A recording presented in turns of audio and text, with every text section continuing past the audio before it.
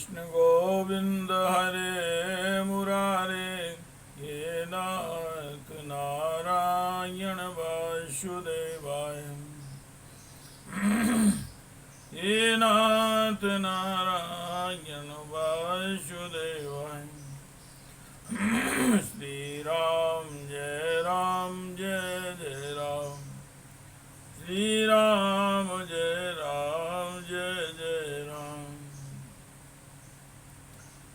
श्रीमद् भागवत जी का मूल पाठ चतुर्थ स्कंद का 19वां अध्याय।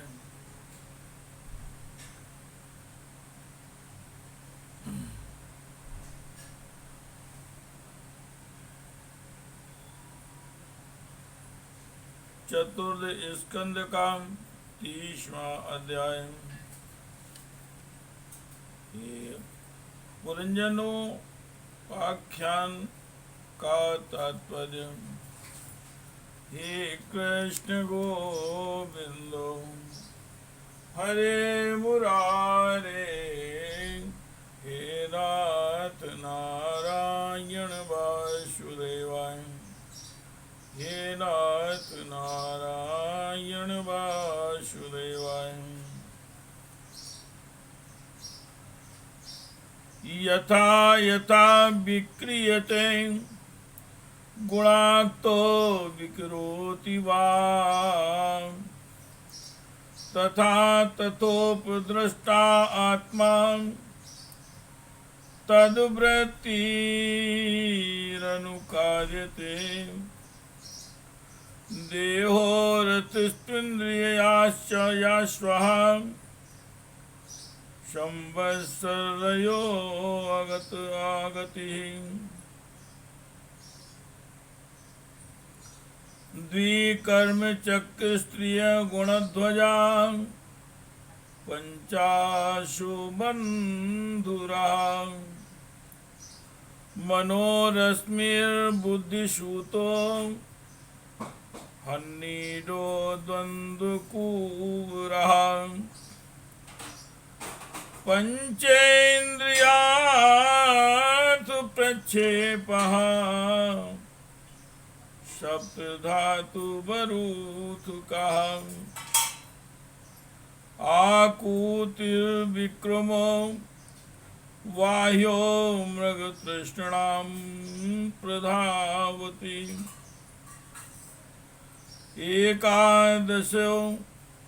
एकादशेन्द्रिया चमुः, पंचसूना विनोदकृतम्। संवत्सरश्चण्डवेगः, संवत्सरश्चण्डवेगः कालो योनोपलक्षितः। तस्याः हानिः गन्धर्वा गन्धर्व्यो रात्रया स्मृता। हरन्त्यायुः परिक्रान्त्यां षष्ठयोत्तरशतत्रयम्। कालकन्या जरा साक्षात् लोकालोकस्तां नाभिनन्दति। श्वासारं जगृहे मृत्युः, क्षयाय यवनेश्वरा। बुद्धि राज में श्री पुरंजनी जिस प्रकार स्वप्नावस्था में विकार को प्राप्त होते हैं और जागृत अवस्था में इंद्रियादि को विकृत करती है, उसके गुणों से लिप्त होकर आत्मा जीव भी उसी रूप में उसकी वृत्तियों का अनुकरण करने को बाध्य होता है। यद्यपि वस्तुतः वह उनका निर्विकार साक्षी मात्र ही है। शरीर ही रथ है, उसमें ज्ञानेन्द्रिय रूप 5 घोड़े जुटे हुए हैं। देखने में संवत्सर रूप काल के समान ही उसका अप्रतिहित वेग है।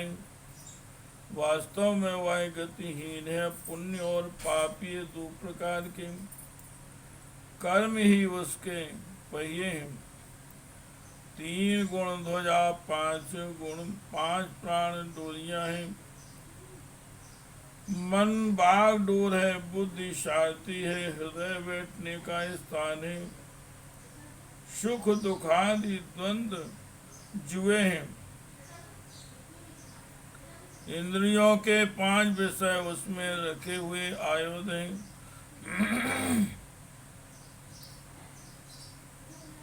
और त्वचा आदि 7 धातुएं उसके आवरण है। 5 कर्म इंद्रियां उसकी 5 प्रकार की गति है। इस रथ पर चढ़कर रति रूप यह जीव मृग तृष्णा के समान मिथ्या विषयों की ओर दौड़ता है।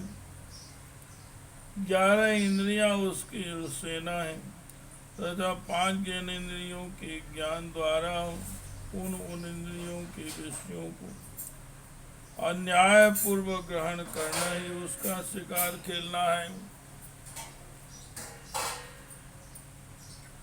जिसके द्वारा काल का ज्ञान होता है वह संवत्सरी चंद्रवेग नामक गंधर्व राज है। उसके अधीन जो 360 गंधर्व बताए गए थे वे दिन हैं और 360 गंधर्वियां रात्रि हैं। ये बारी बारी से चक्कर लगाते हुए मनुष्य की आयु को हरते रहते हैं। वृद्धावस्था ही साक्षात काल कन्या है, उसे कोई भी पुरुष पसंद नहीं करता। तब मृत्यु रूप यमन राज ने लोक का संहार करने के लिए उसे बहन मानकर स्वीकार कर लिया।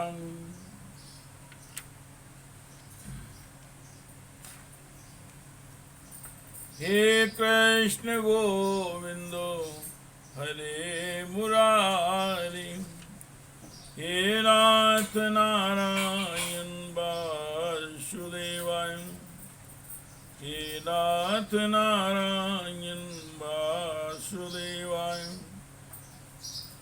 आदियो व्याधस्तस्य सैनिका यवनाश्चरा, भूतोपसर्गाश्रया प्रज्वालो द्विविधो ज्वरः। एवं बहु विधे दुखे देवभूतात्मसंभवे, क्लेश्यमाना 100 वर्षं देहे देहि तमोवृतः। प्राणेन्द्रिय मनोधर्मा नात्मन्यद्यश्च निर्गुणा, सेते काम लवाध्यायन् माहिमिति कर्म कृतम्। यदा आत्मन् मा विज्ञाय भगवन्तं परं गुरुं, पुरुषस्तु विसज्जेत गुणेषु प्राकृते स्वाद्रकम्।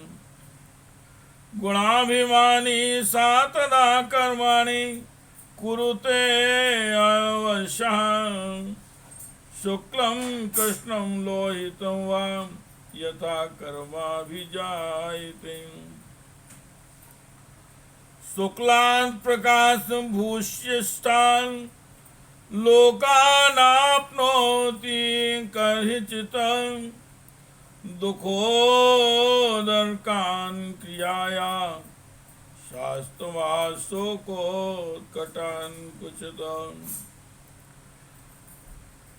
क्वाचित् पुमान् क्वाचित् स्त्री क्वाचिन्नो भयमन्दश्री, क्वाचित् पुमान् क्वाचित् स्त्री क्वाचिन्नो भयमन्दुधी, देवो मनुष्यस्तेर्यग्वा यथा कर्म गुणम भवम। आदि मानसिक क्लेश और व्याधि रोगादि शारीरिक कष्ट ही उस यवन राज के पैदल चलने वाले सैनिक हैं तथा प्राणियों को पीड़ा पहुंचाकर शीघ्र मृत्यु के मुख से ले जाने वाला शीत और उष्ण दो प्रकार का ज्वर ही प्रज्वर नाम का उसका भाई है। इस प्रकार वह देहाभिमानी जीव अज्ञान से इच्छादि आच्छादित होकर अनेक प्रकार के अधिभौतिक आध्यात्मिक और आदि दैविक कष्ट भोगता हुआ 100 वर्ष तक मनुष्य शरीर में पड़ा रहता है। वस्तुतः वह निर्गुण है, किंतु प्राण इंद्रिय और मन के धर्मों को अपने में आरोपित कर में मेरेपन के अभिमान से बनकर क्षुद्र विषयों का चिंतन करता हुआ तरह तरह के कर्म करता रहता है। यह यद्यपि स्वयं प्रकाश है, तथापि जब तक सबके परम गुरु आत्म स्वरूप श्री भगवान के स्वरूप को नहीं जानता, तब तक प्रकृति के गुणों में ही बंधा रहता है। उन गुणों का अभिमानी होने से वह विवश होकर सात्विक, राजस और तामस कर्म करता है और उन कर्मों के अनुसार भिन्न भिन्न योनियों में जन्म लेता है। वह कभी तो सात्विक कर्मों के द्वारा प्रकाश बहुल स्वर्ग आदि लोक प्राप्त करता है, कभी राशि कर्मों के द्वारा दुखमय रजोगुणी लोकों में जाता है, जहाँ उसे तरह तरह के कर्मों का क्लेश उठाना पड़ता है, और कभी तमोगुणी कर्मों के द्वारा शोक बहुल तमोमयी योनियों में जन्म लेता है। इस प्रकार अपने कर्म और गुणों के अनुसार देव योनि, मनुष्य योनि अथवा पशु पक्षियों में जन्म लेकर वह अज्ञानांध जीव कभी पुरुष, कभी स्त्री और कभी नपुंसक होता है। हे कृष्ण गोविंद हरे मुरारे, हे नाथ नारायण वासुदेवाय, हे नाथ नारायण वासुदेवाय।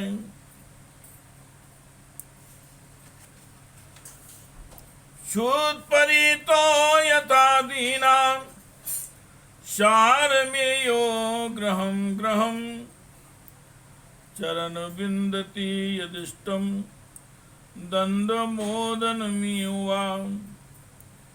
तथा कामाशयो जीव उच्चावचुपथा भ्रमन् उपर्यधो वा मध्ये वा याति दृष्टं प्रिया प्रियम् दुःखे स्वेतरेणापि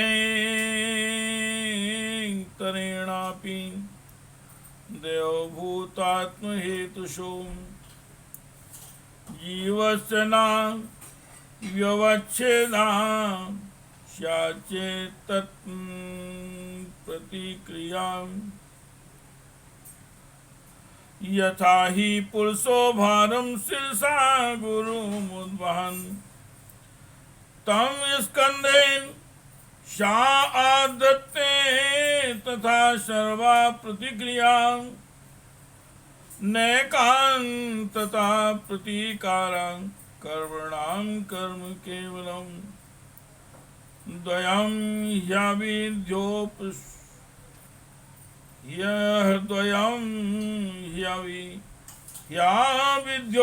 श्रुतं स्वप्ने स्वप्न इवानघ अर्थे ह्यां विद्यमाने अपि संसतीर्ण निवर्तते मनसा लिंग रूपेण स्वप्ने विचरतो यथा।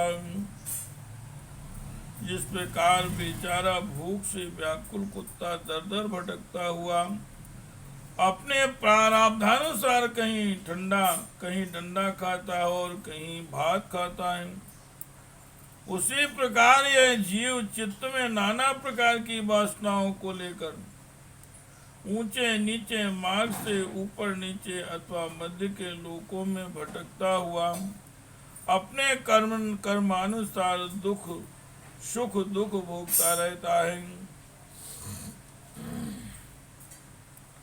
आदि दैविक, आदि भौतिक और आध्यात्मिक इन तीन प्रकार के दुखों में से किसी भी एक से जीव का सर्वथा छुटकारा नहीं हो सकता। यदि कभी वैसा जान पड़ता है तो वह केवल तात्कालिक निवृत्ति ही है।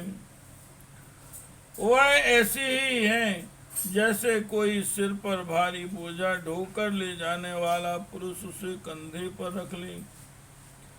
इसी तरह सभी प्रतिक्रिया दुख निवृत्ति जाननी चाहिए। यदि किसी उपाय से मनुष्य एक प्रकार के दुख से छुट्टी पाता है तो दूसरा दुख आकर उसे सिर पर सवार हो जाता है। शुद्ध हृदय नरेंद्र जिस प्रकार स्वप्न में होने वाला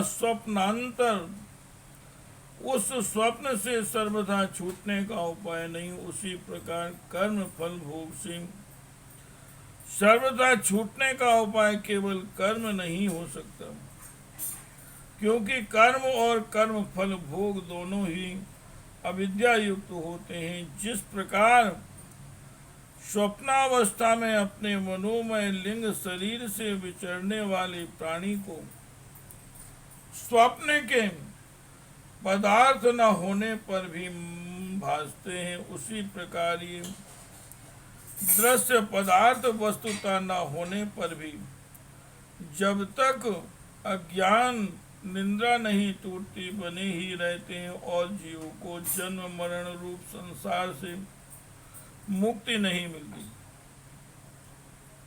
अतः इनकी आत्यंतिक निवृत्ति का उपाय एकमात्र आत्मज्ञान ही है।